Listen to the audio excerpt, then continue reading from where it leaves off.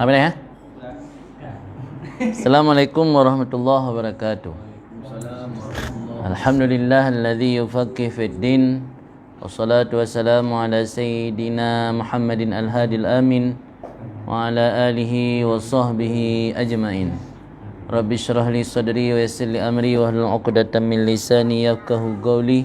Rabbi yassir wa la tu'assir, Rabbi tammimil khair. Subhanaka la ilma lana illa ma 'allamtana innaka antal alimul hakim. Amma ba'd. Yang saya hormati Ummi Zaidia dan beserta seluruh keluarga yang dirahmati Allah, dan juga kepada seluruh hadirin dan wal hadirat, semoga sama-sama kita selalu dalam cucuran rahmat dan ridha-Nya. Amin.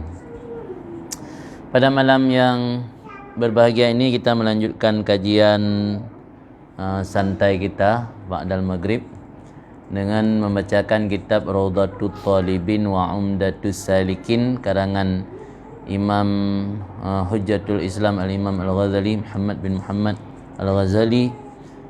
Merupakan sebuah kitab kecil atau risalah, tapi mengandung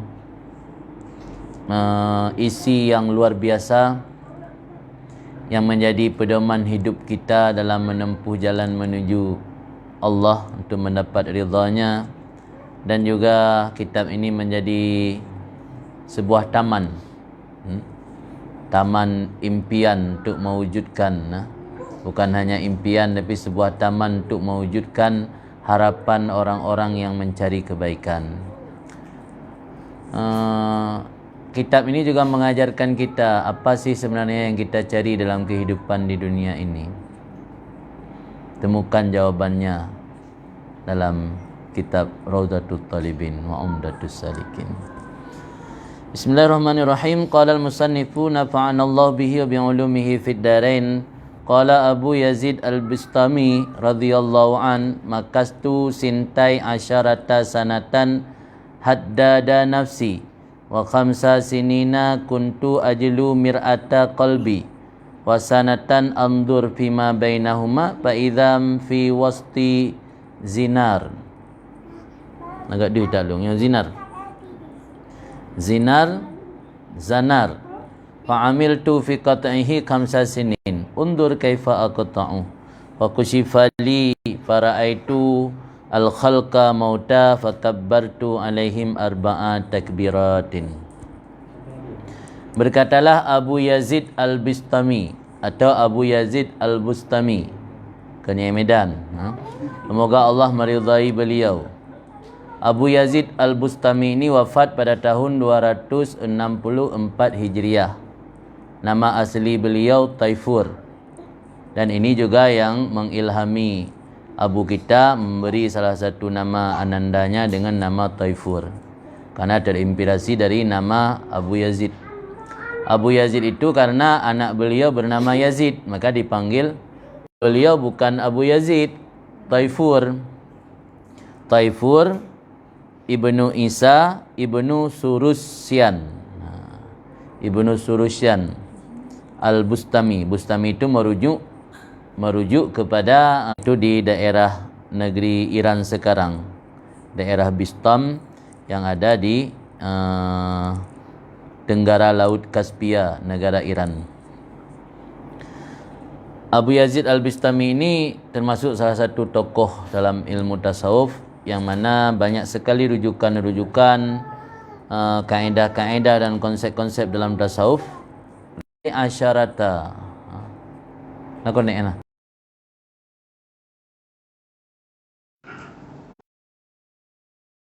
Takbir di atas mereka itu 4 kali takbir. Artinya sembahyang jenazah. Sembahyang jenazah gempa ke takbir. Jadi le 21 ngaknyan bermujahadah dan ge lakukan semacam khalut lah lagi bahasa tanya. Sehingga ge singkap li Allah tabir de ge kalan bahasa bahura, bahasa bahwate seakan-akan makhluk di dunianya mandum mayit mati. Kemudian yang ge takbir, put ge takbir. Yang haba Abu Yazid.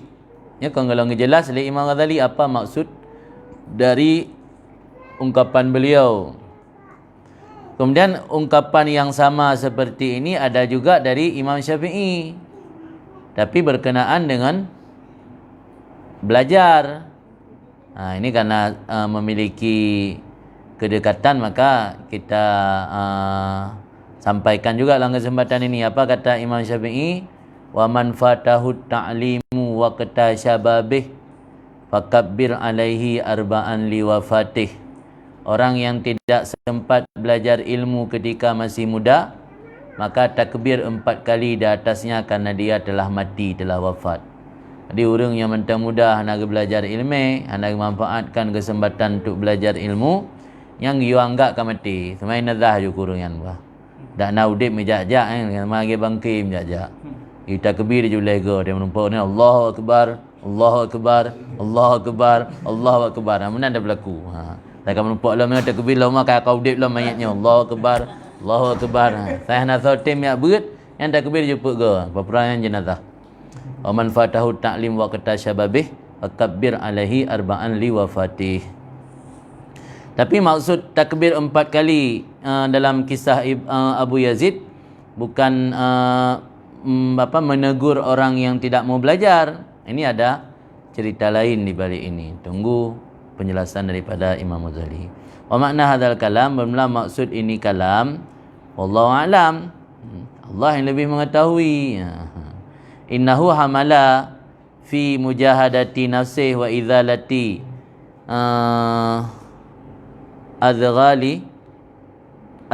idghaliha wa khubusiha wa ma hasyat bihi minal ujub wal kibir wal hirsi wal hikdi wal hasad wa ma syabaha dzalika mimma huwa min ma'lufatin nafsi. Maksud daripada kisah Abu Yazid tadi, 21 tahun beliau menghabiskan waktu baru dibuka tabir oleh Allah. Annahu hamala, bahawa sungguhnya Abu Yazid membawa atau menanggung dalam mujahadah dirinya, dalam melawan hawa nafsunya dan menghilangkan noda-nodanya nafsu dan kotoran-kotorannya nafsu dan apa kebiasaan nafsu atau kebiasaan jiwa. Ternyata Abu Yazid dalam bermujahadah dan menghilangkan noda kotoran-kotoran nafsu itu memakan waktu sangat lama, 21 tahun. Maka kita yang mujahadahnya masih kadang ada kadang tidak, jangan berharap mendapat terbukanya tabir-tabir rahasia hakikat sebagaimana yang Allah bukakan kepada Abu Yazid. Abu Yazid butuh waktu 21 tahun. Kita tidak sampai 1 tahun. Paling Ramadan suluk. Keluar dari suluk tuhada ba'dun. Ini jangan harap sama seperti Abu Yazid. Jadi sifat yang sudah menjadi kebiasaan nafsu, sifat angkuh, sifat sombong, sifat iri dengki, itu harus basmi, disingkirkan dengan cara bermujahadah. Dan ingat firman Allah, walladzina jahadu fina lanahdiyannahum subulana. Orang yang bermujahadah pada jalan kami, lanahdiyannahum subulana, kami beri hidayah, petunjuk jalan kami. Artinya kunci untuk mendapat hidayah yang sebenar-benarnya, mendapatkan tersingkapnya hakikat sesuatu, kuncinya harus bermujahadah dulu. Tidak gampang mendapatkan pangkat seperti yang didapati oleh para wali-wali, para kekasih Allah dengan secara gampang tanpa bermujahadah. Wa amada ila idzalati dzalika, maka mengkasat oleh Abu Yazid kepada menghilangkan demikian sifat-sifat buruk yang meliputi nafsu. Caranya bagaimana? Bi'an adkhala nafsahu, dengan bahawa memasukkan oleh Abu Yazid akan dirinya kirat takhwif. Beliau memasukkan nafsunya kirat takhwif, ke dalam tungku ancaman. Ke dalam tungku ancaman. Kentengku, tungkuan dapu. Seolah-olah Abu Yazid gecok nafsu goknyan, gepasau dalam dapu, yang dalam dapunya penuh dengan ancaman-ancaman Allah. Gebayang, maksudnya membayang. Membayang seolah-olah beliau memasukkan nafsunya dalam tungku ancaman, tungku takhwif. Kan tengku saja sampo. Tungku. Tahu tungku? Lagi yang tungku. Berapa dapu. Di pasal lam nafsu ra ke li Abu Yazid lam dapu. Sehingga dia kata lam dapu ke engkau na asap inan napui. Ke pasal ra ke lam dapu ancaman. Kemudian tarakaha ke pukul-pukul akan nafsu bimatarikil amri wan nahi, dengan palu perintah dan larangan yang mendumkan maksud makna hakikat. Jadi kepasoro seolah-olah dalam tungku lang gecok palai gekok tet. Maksud palai nan perintah Allah gepubut, larangan Allah gepeji ora.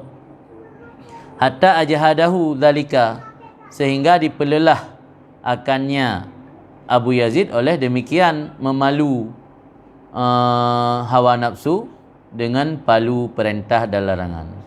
Fadhanna, maka menyangka ianya Abu Yazid bahawa sungguhnya nafsu Abu Yazid qad tasaffat, sungguh telah bersih. Jadi dari sekian bermujahadah Abu Yazid melawan hawa nafsunya dengan cara selalu memalu hawa nafsu tersebut. Memalukan pemalih gekok geketok hawa nafsu gaknyan han ge berturun sampai ke sangka kagli hawa nafsu. Ternyata duduk tega evaluasi ke koreksi, summa nazara fi mir'ati ikhlasi qalbi, memperhatikan ianya Abu Yazid dalam cerminan keikhlasan hatinya, fa idzan baqaya minasyirkil khafi, maka ketika itu masih ada sisa-sisa daripada syirik khafi.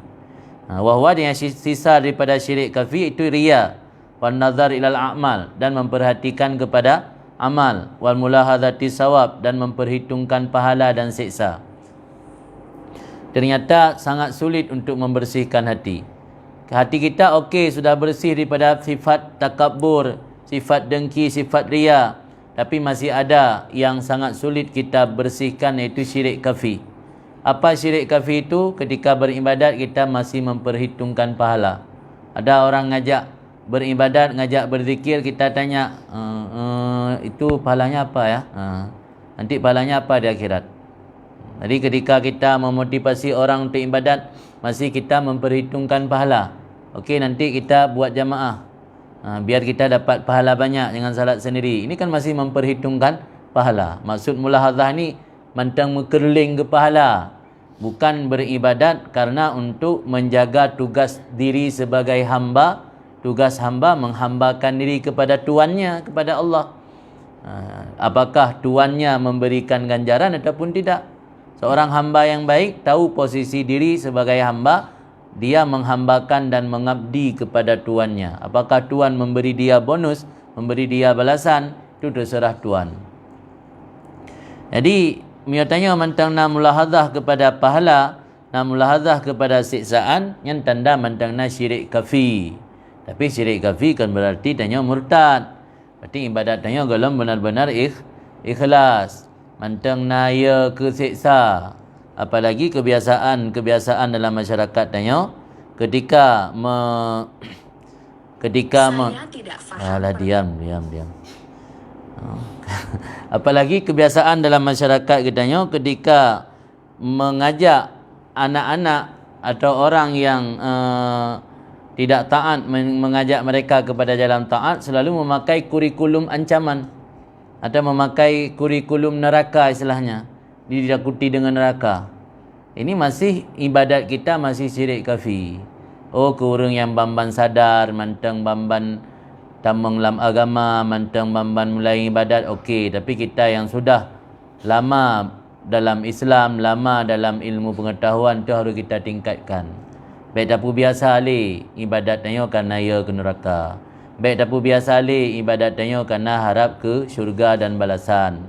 Tapi tak tingkatkan kualitas ibadat tanya benar-benar untuk mewujudkan pengabdian dan penghambaan diri tanya kepada Allah semata-mata.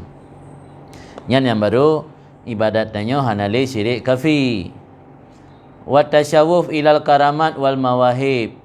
Dan apalagi termasuk dalam golongan syirik khafi, iaitu mengharap kepada kemuliaan dan anugerah Allah. Belum datang ibadat dia nak ingat ke mangat keramat. Belum datang ibadat mengat ingat nak mawahib anugerah.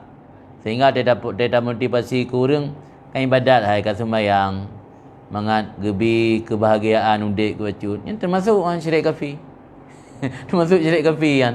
Sehingga tena orang masa karulah rumah tangga atau hanapas secara ekonomi. Dah tegur puhan man. Kan nyepelai bujurau udik sembahyang. Pelai bujurau udik ni ibadat. Yang mentang berarti tanya dalam ibadat tanya mentang nak syirik ke kafir. Kan tanya ibadat kerana untuk ta'abbud tanya ke Allah. Tapi mentang nak tasyawuf mengharap kepada karamat dan mawahib. Pemberian. Sehingga dia tabut hai tim masjid pitingatnya kadang kurang zikir, nya kadang kurang jamaah, sehingga tak sembahyang jamaah supaya mangat mudah dia tabut, mangat mentamah ilmu, mangat mudah tahafalnya memandum syirik kafir sebenarnya. Wa hadza syirkun fil ikhlas inda ahli al-ikhtisas. Ini adalah sesuatu yang dianggap syirik dalam keikhlasan di sisi orang-orang istimewa, orang-orang khusus khawas. Yang untuk orang awam ya hendak upu, hendak merusak ibadat ke. Tapi untuk orang ikhtisas, orang yang ka ahlul khawas yang bisa mempengaruhi kualitas ibadat orangnya. Wa huwa az-zinar, dan dianya keterikatan dengan hal-hal seperti di atas yang dianggap syirik kafir, itulah ikatan yang diisyarah oleh Abu Yazid kepadanya ikatan. Kenapa benda yaitu hotel ke evaluasi hasil mujahadah katnya kekalan mentang nak ikatan bak tengok hati katnya. Yang kian ikatan ni mentang memperhitung pahala, mentang memandang kepada amal. Maksud memandang kepada amal entah. Mentang tak perhitung amal tanya. Tinggal dia nyo sanglung kalinya kurang baca wirid. Nyo sang kalinya kurang tahajud. Nyo sang kalinya le tahajud. Alhamdulillah. Yang sang kalinya khatam Quran tibulin milih alhamdulillah. Yang mati mentang nazar al-amal kan. Tapi yang orang katuk tingkat makrifah tinggi, makrifahnya kian ke ibadat yang sebenar-benarnya. Orang hanya peduli le soal hitungan purakan kuantitas ibadat. Karena tiga ibadat orang kualitasnya lebih tinggi. Lagi ke Berhali Ibnu Mas'ud. Berhali Ibnu Mas'ud ibadat orang zahidnya 2 rakaat sembahyang mentang khairun minad dunia wa ma fiha. Dunia dan isi dunia mendanggak sembahyang dengan 2 rakaat.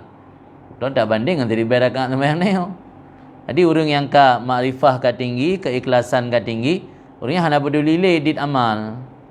Karena siga beramal nan je kebuat. Tanya 3 bega tak beramal kan dentai terbanding lagi 3 orang yang beramal. Maka karena bunuh li Abu Yazid wa taza'an gekalan na ikatan lam ate fa'amala fi qat'i, beramal li Abu Yazid pada memutuskan ikatan tersebut. Pun maksud gekoh ikatan, yakni kendaki li Abu Yazid memotong nafsunya dan menyapihnya nafsu daripada segala penghalang dan penghambat dan berpaling daripada makhluk sehingga mematikan ia daripada dirinya apa yang ada ia itu masih hidup dan menghidupkan daripada hatinya apa yang ada ia itu telah mati. Sehingga mantaplah telapak kakinya, mantaplah kakinya pada melihat Sang Allah yang Maha Kidam. Jadi nyo yang maksud salah sabah ungkapan ahli tasawuf, mutu qabla an tamutu. Matilah kamu sebelum kamu mati. Maknanya matikan hawa nafsu kamu sebelum kamu benar-benar mati. Dia mantau dia ada mati hawa nafsu. Ke makna mati hawa nafsu baik kahwin. Cok boh-boh juk kasih kemenan. Makna perokun tak pumati hawa nafsunya tak kendalikan. Kan makna ji. Mati hawa nafsu ni lain pun mana. Jadi berpaling daripada makhluk sehingga mematikan ia daripada nafsunya apa yang ada masih hidup dan menghidupkan daripada hatinya apa yang telah mati. Sehingga mantap tapaknya atau kakinya dalam memandang Allah yang Maha Kidam. Hanali pandangan kepada alam. Pandangan dia tok-tok ke Allah sahaja, Allah yang Maha Kidam tidak pernah didahului oleh tiada dan Allah yang Maha Baka. Wa anzala ma siwahu manzilatal adam, dan menempatkan ia, menganggap maksud menempat. Menganggap selalu selain Allah itu pada posisi tiada. Yang kan baru tengok baru dah pegah. Baru dah pegah dia ada kenai Allah tu yang lain hana. Tapi untuk tena barang apu yang rek waduh tu kana ada lain. Tena barang apa ngarep wate kana ada lain. Wate muna pegah. Hana Allah saga yang na, ini adanya hana. Hana lain Allah tok yang na. Bana urun lain masa di ejek tanyo. Bana urun lain disakitin tanyo. Kahana dia lihat dari Allah. Kabungnya di kurungan. Yang na lain bucin begah menu hana lain Allah tok yang na. Yang tandai tanyo baru jut tak pegah. Sekedar cakap. Baru cakap tak kaya jut. Ni kalau ambil buat.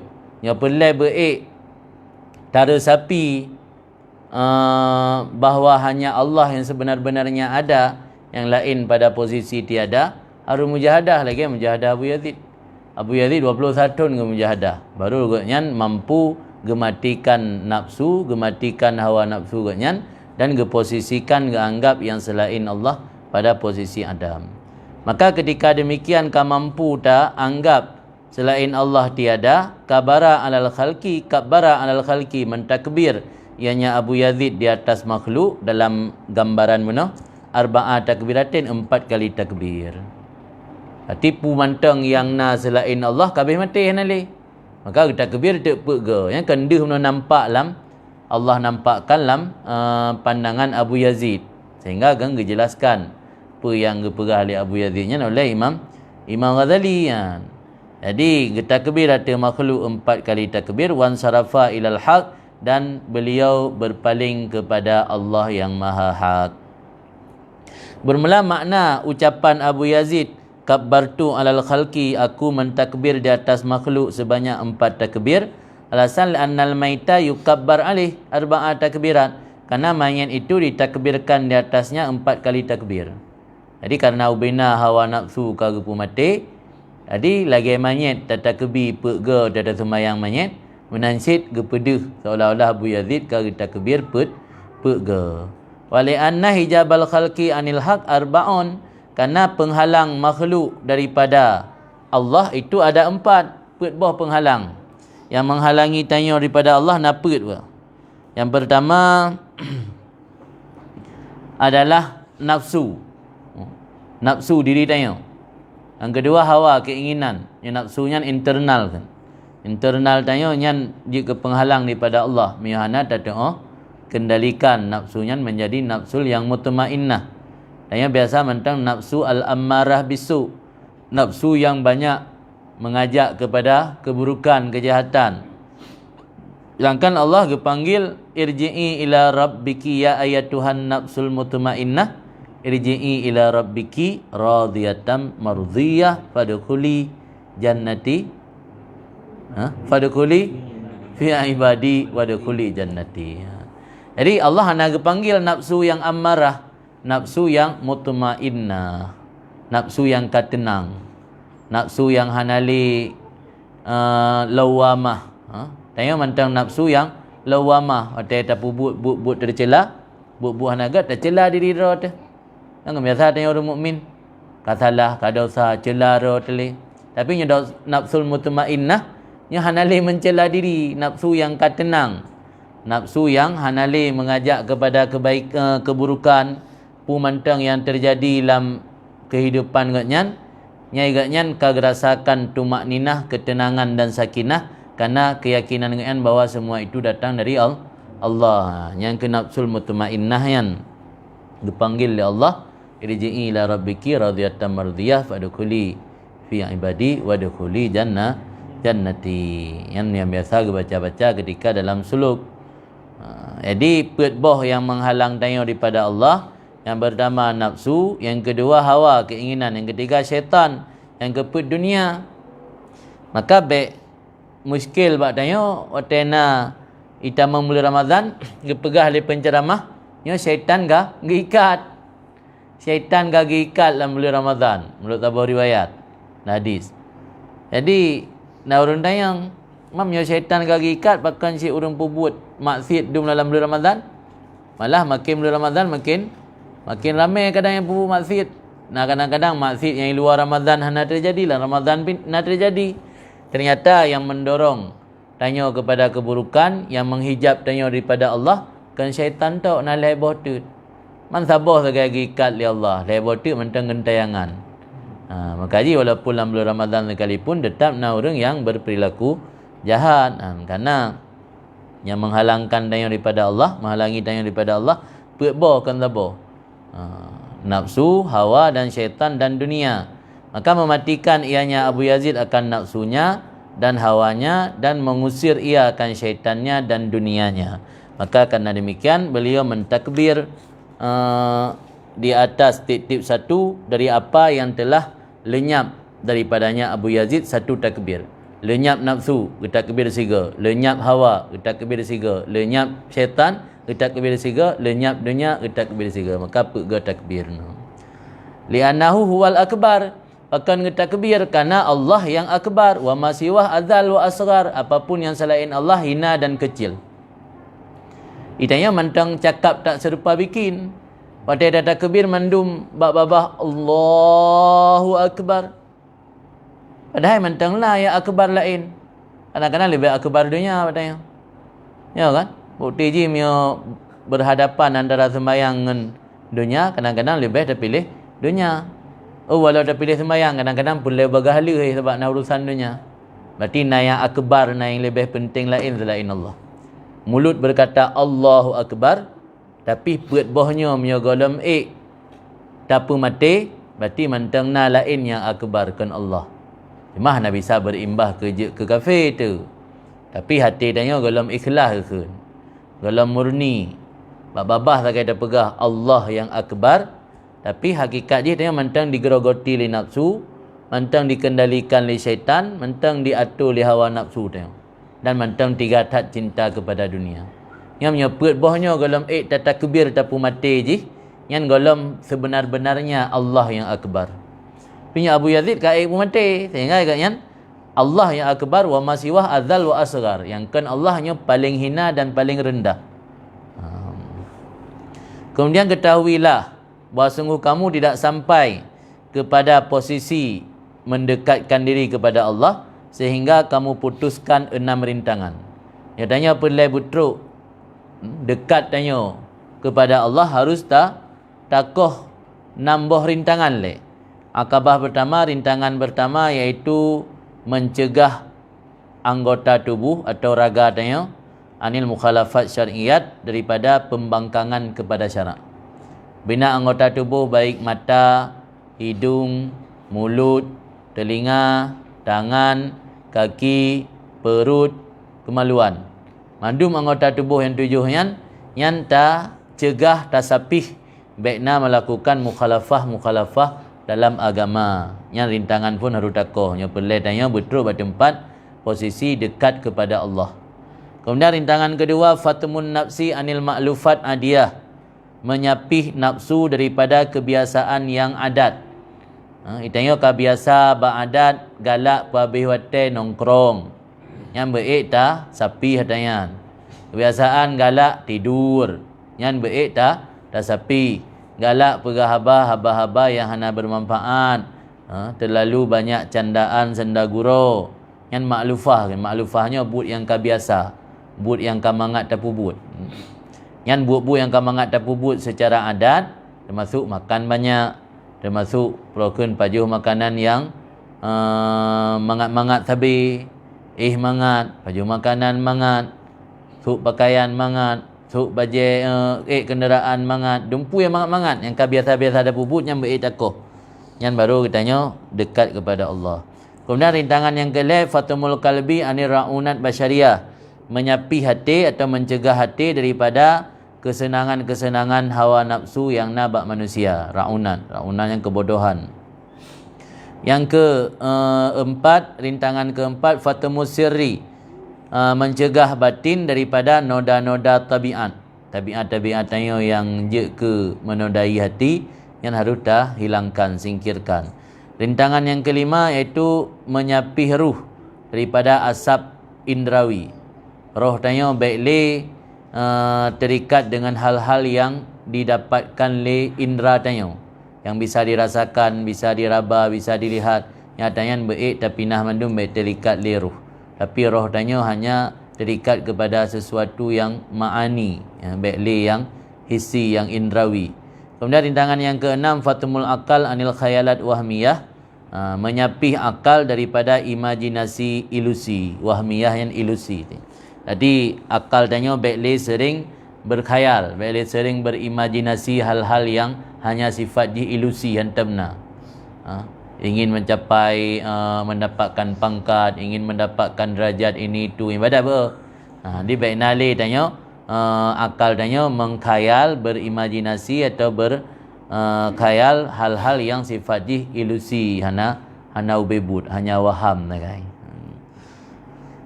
Mungkin eno mentang sebabnya uka pihak habis lin dah baca. Insya-Allah menam tengok ada lanjut lam. Mudah-mudahan bermanfaat. Kami akhiri kita doakan semoga Allah memberi manfaat. Allah manfa'na bima 'allamtana wa 'allimna allazi yanfa'una wa zidna ilma. Barakallahu fikum. Billahi taufiq. Assalamualaikum warahmatullahi wabarakatuh.